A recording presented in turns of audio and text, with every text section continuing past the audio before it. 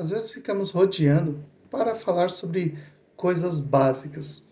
E de cara eu já vou te perguntar: você já reconheceu Jesus como o seu único suficiente Salvador? Eu quero te mostrar o porquê é tão importante fazer isso. Amém? Bora lá.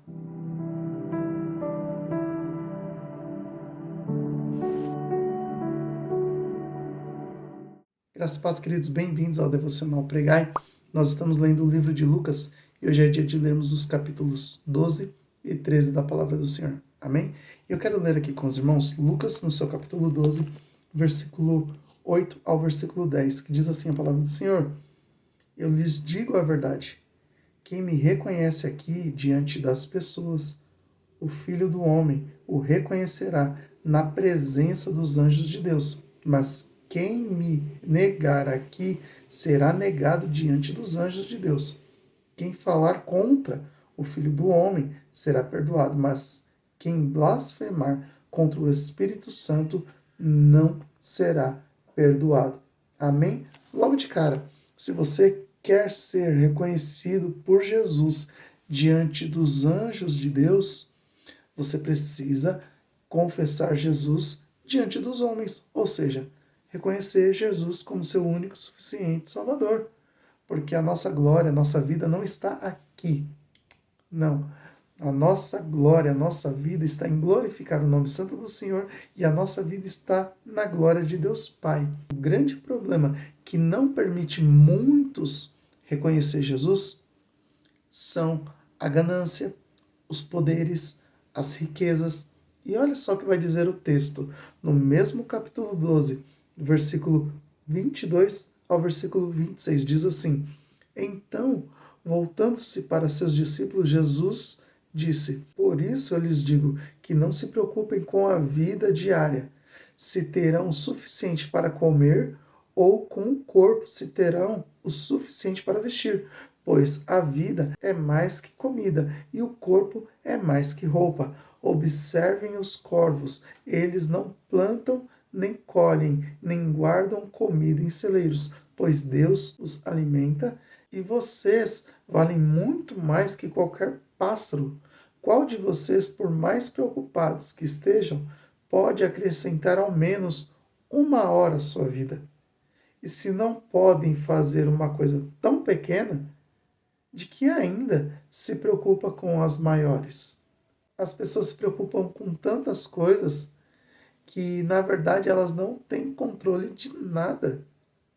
E ao invés de estar aos pés de Jesus, reconhecendo Jesus, a sua magnitude, a sua grandeza, não, elas estão preocupadas com coisas que, se for parar para analisar, chega até a ser vã quando fazemos a análise entre terra, que estamos vivendo aqui, e a glória celestial, ou seja, a vida que temos aqui e a vida eterna. Tanto é que o texto, mais à frente, ele vai dizer: buscai primeiro o reino de Deus e a sua justiça, e essas coisas vos serão acrescentadas. Aí alguns estudiosos vão dizer: olha, quando eu busco o reino de Deus, a justiça de Deus, é chegado para mim também as bênçãos do Senhor. Então não preciso ficar me preocupando tanto com o que eu vou comer, com o que eu vou vestir, porque o Senhor é o meu sustento. Ele me dá o sustento. Claro, é verdade, bem verdade isso. Mas é muito mais profundo que isso. Quando buscamos o reino de Deus, primeiramente, o reino de Deus e a justiça do Senhor, é chegado a nós o reino de Deus, que isso é muito mais importante do que comida, do que roupa. A justiça de Deus chega em nossas vidas, e isso é muito mais importante do que comida e do que roupa.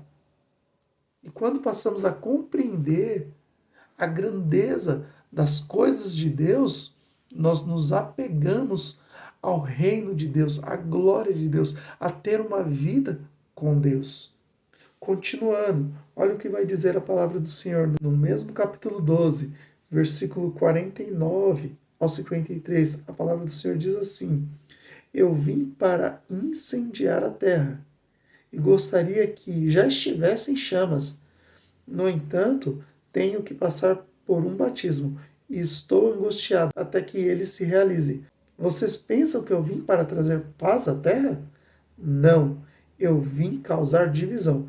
De agora em diante, numa mesma casa, 5 pessoas estarão divididas: 3 contra 2 e 2 contra 3. O pai ficará contra o filho contra o pai, a mãe contra a filha contra a mãe, a sogra contra a nora e a nora contra a sogra. Então quer dizer que Jesus veio para trazer divisão?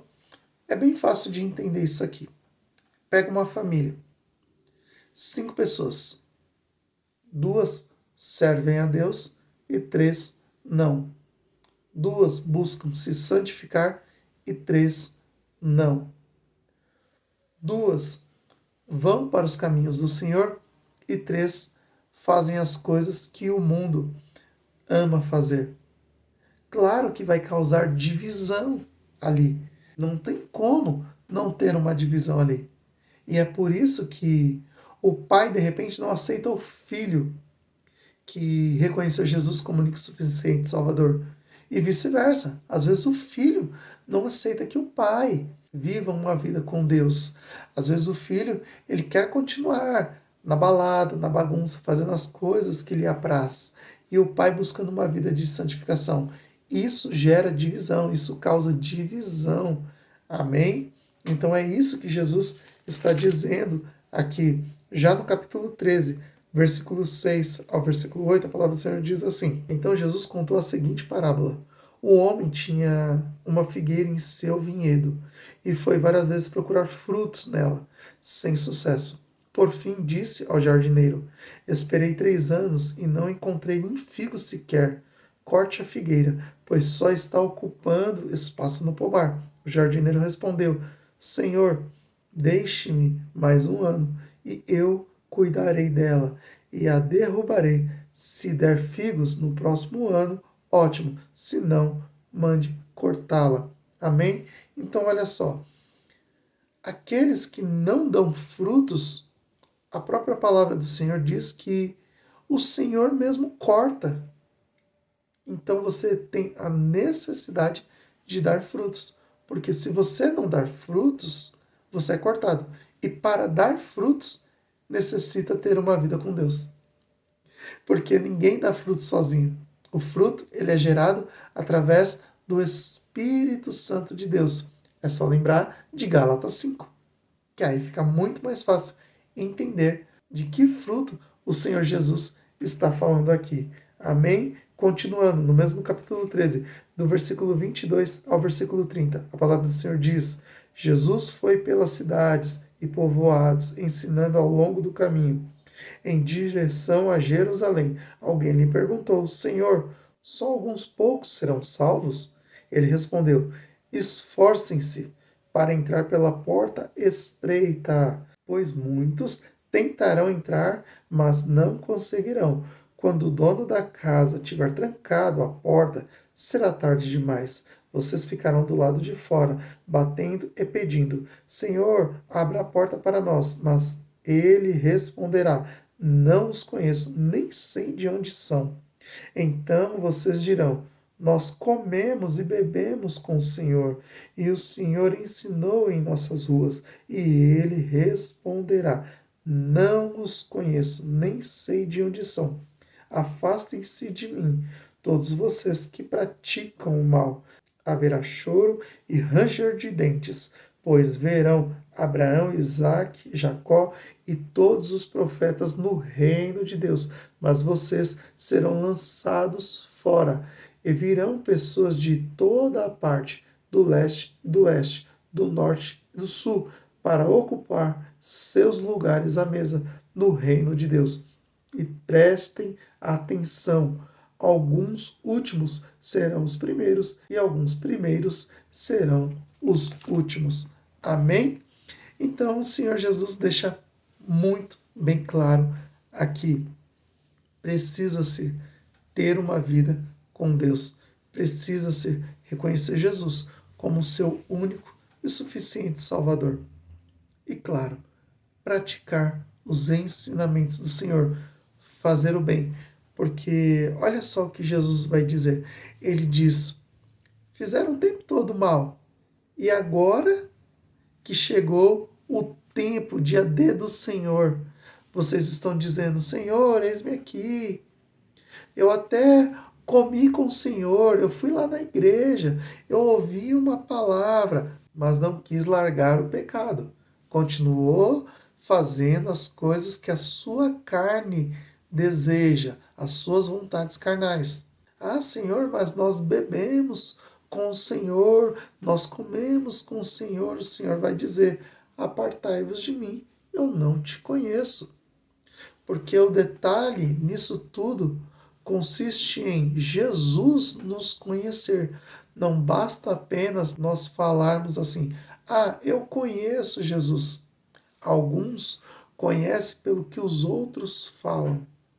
Alguns conhecem até de ver. Mas os verdadeiros conhecem na intimidade, em ter uma vida para com Deus. Amém? Que Deus te abençoe e fique na paz do Senhor Jesus.